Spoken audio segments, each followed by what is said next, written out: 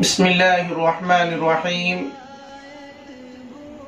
الحمدللہ رب العالمین والصلاة والسلام علی سید الانبیاء والمرسلین اما بعد۔ محترم و مکرم محترم ناظرین و سامعین، السلام علیکم ورحمۃ اللہ وبرکاتہ۔ آؤ نماز سیکھیں اس خصوصی پروگرام میں آپ تمام ہی ناظرین کا پرزور استقبال ہے۔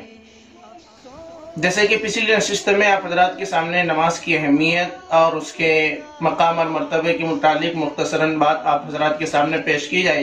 گئی تھی، آج آپ حضرات کے سامنے کلمات نماز، وہ کلمات جو ہم نماز میں پڑھتے ہیں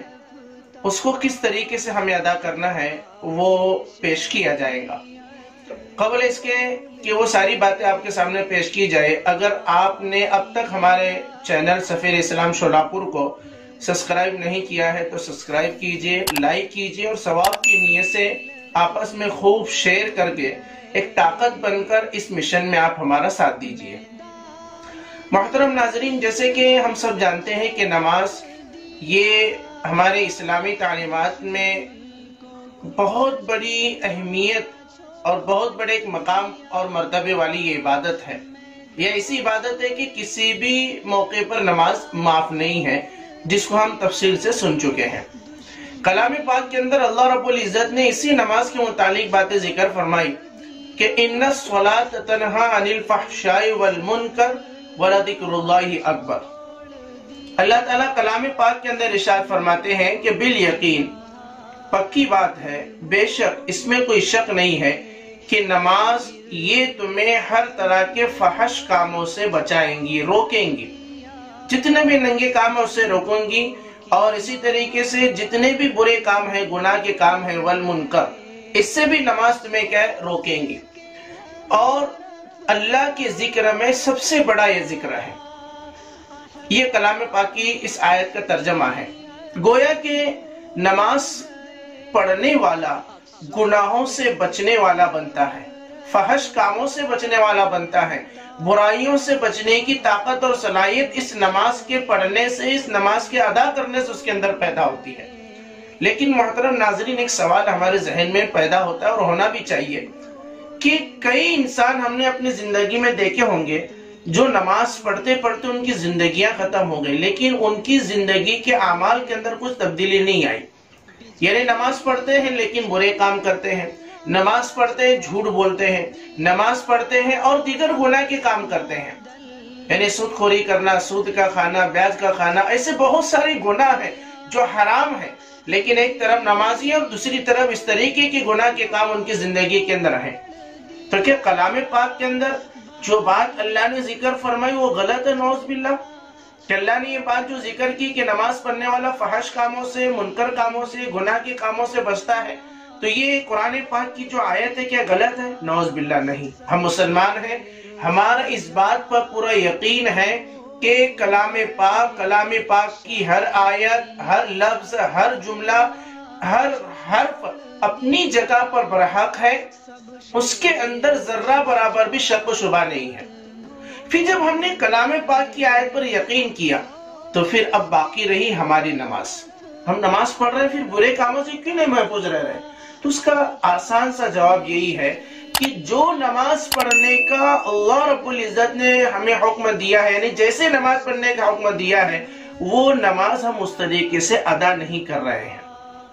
کہ نماز پڑھنے کا حکم اللہ رب العزت نے دیا، اب اس کا طریقہ ہمیں اپنے پیارے نبی صلی اللہ علیہ وسلم کے عمل سے لینا ہے کہ ہمارے نبی نے کس طریقے سے نماز کو ادا کی، ہمارے نبی نے کیسے نماز پڑھنے کا حکم دیا،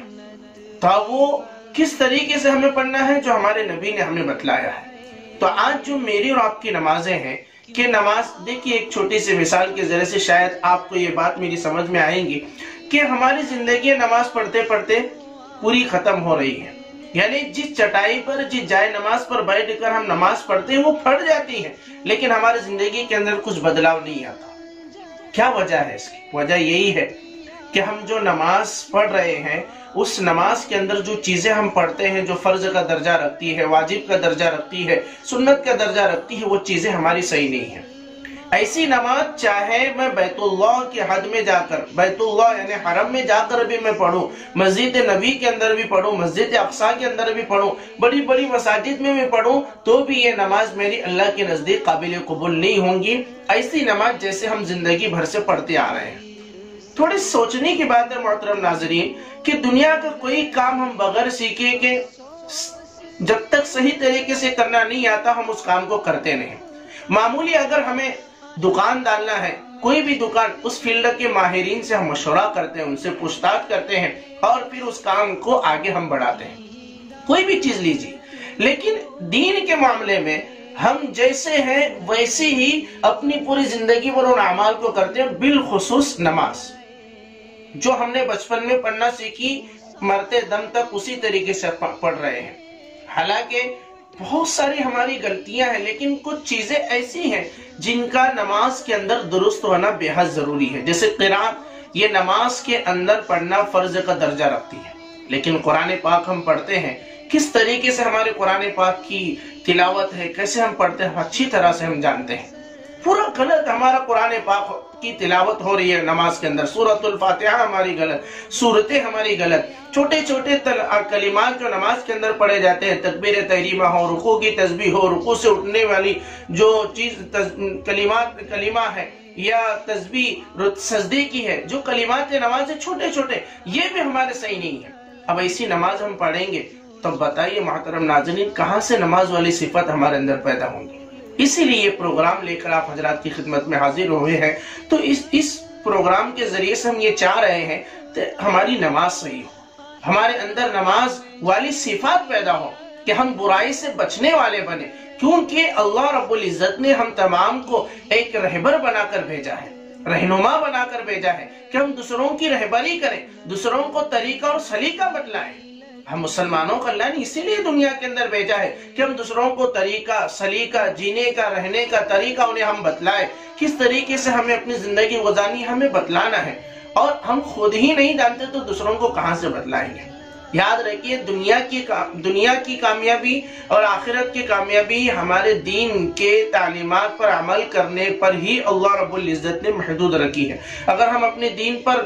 مضبوطی سے عمل پیرا ہوں گے، اللہ ہمیں دنیا میں بھی کامیابی دیں گے اور آخرت میں بھی کامیابی دیں گے۔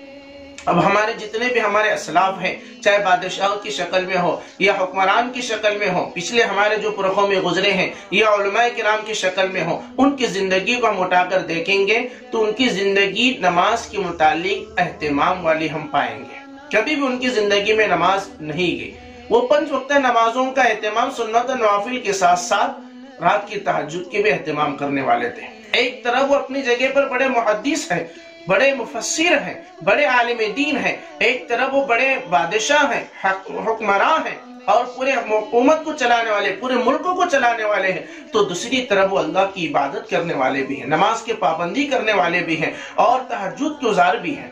یہ نماز ان کی زندگی میں تھی جس کی بنیاد پر وہ دنیا کے کامیاب ترین لوگوں میں ان کا شمار ہوتا ہے۔ تو آج ہم بھی مسجد سے جڑیں، مسجد والے اعمال کو اپنی زندگی کے اندر لائیں، یعنی بالخصوص نماز یہ ہماری درست ہو۔